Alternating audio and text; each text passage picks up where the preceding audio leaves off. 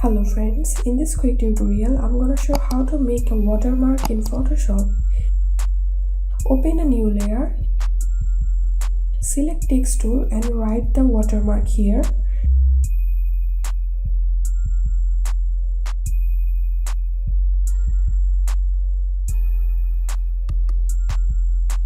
Select text layer and decrease opacity to make the watermark perfect.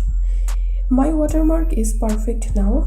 Now I'm gonna make some text so that I can show the watermark properly.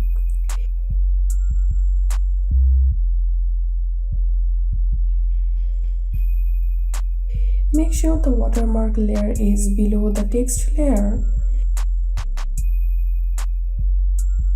Using opacity, we can increase or decrease watermark visibility. That's it for now. If you benefited a little from this video, then make sure to subscribe this channel. Thank you.